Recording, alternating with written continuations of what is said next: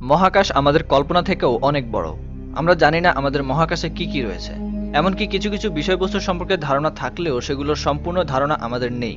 প্রতিনিয়ত আমাদের বিজ্ঞানীরা নতুন নতুন অনেক কিছু আবিষ্কার করে আসছে, যার মধ্যে কিছু আবিষ্কার এমনও আছে যেগুলো আমাদেরকে অবাক করে দেয়। এমনই একটি আবিষ্কার হলো 55 ক্যাঙ্ক্রি ই নামের একটি গ্রহ।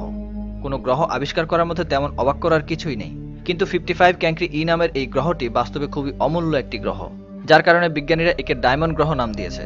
55 ক্যাঙ্ক্রি ই কে একটি হীরার তৈরি গ্রহ মনে করা হয়। এটি সত্য নাকি মিথ্যা তা নিয়ে এখনও তর্ক বিতর্ক চলছে। তো বন্ধুরা, চলুন জেনে আসি ডায়মন্ড গ্রহ 55 ক্যাঙ্ক্রি ই সম্পর্কে। আপনারা দেখছেন রহস্যজাল। ভিডিওর শেষ পর্যন্ত সাথেই থাকুন।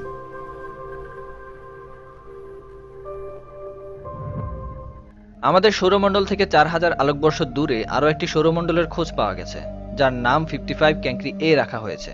এবং এই সৌরমণ্ডলের চারদিকে পরিভ্রমণ অবস্থায় আছে আরও 5টি গ্রহ। সেগুলো হলো 55 ক্যাঙ্ক্রি বি, 55 ক্যাঙ্ক্রি সি, ডি, ই এবং এফ। এর মধ্যে 55 ক্যাঙ্ক্রি ই তার সূর্যের সবচেয়ে নিকট দিয়ে পরিভ্রমণ করে। এটি আকারে পৃথিবীর তুলনায় 2 গুণ বড়। এই গ্রহের সাধারণ তাপমাত্রা 1700 ডিগ্রি সেলসিয়াস। এটিকে 2004 সালের 30 আগস্ট আবিষ্কার করা হয়।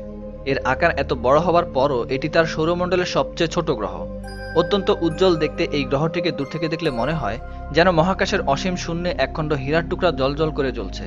এর কারণ হিসেবে বিজ্ঞানীরা জানিয়েছেন, নতুন আবিষ্কৃত এই গ্রহটিতে কার্বনের পরিমাণ অত্যন্ত বেশি। বিজ্ঞানীদের ধারণা এটি একটি কার্বন প্ল্যানেট।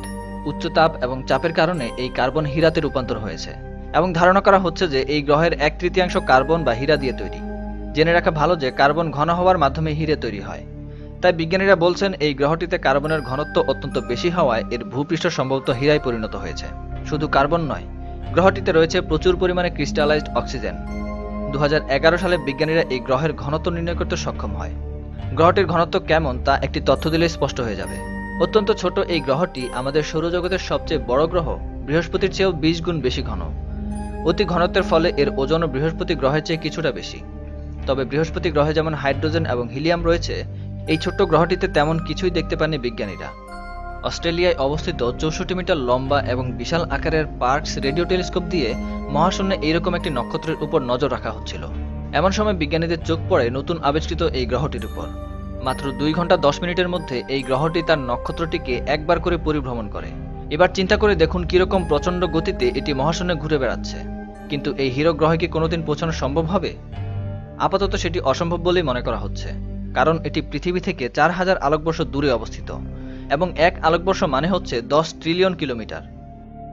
তো বন্ধুরা, আজ এ পর্যন্তই। ভিডিওটি সম্পর্কে আপনাদের মতামত আমাদেরকে কমেন্ট করে অবশ্যই জানাবেন, কারণ আপনাদের মূল্যবান কমেন্টই আমাদেরকে নতুন নতুন ভিডিও বানানোর জন্য উৎসাহ দিয়ে থাকে। ভিডিওটি ভালো লাগলে লাইকে ক্লিক করবেন, এবং প্রতিনিয়ত এই ধরনের রহস্যময় এবং ভিন্ন ধরনের ভিডিও পেতে আমাদের চ্যানেলটি সাবস্ক্রাইব করে পাশে থাকা বেল আইকনে ক্লিক করে রাখুন। আমাদের পরিশ্রমের মূল্য হিসেবে আপনাদের কাছে এই সাবস্ক্রাইব করাটাই আমরা প্রত্যাশা করি। আজ এই পর্যন্তই। দেখা হচ্ছে পরবর্তী ভিডিওতে। সেই পর্যন্ত ভালো থাকুন, সুস্থ থাকুন এবং রহস্যজালের সাথেই থাকুন। ধন্যবাদ।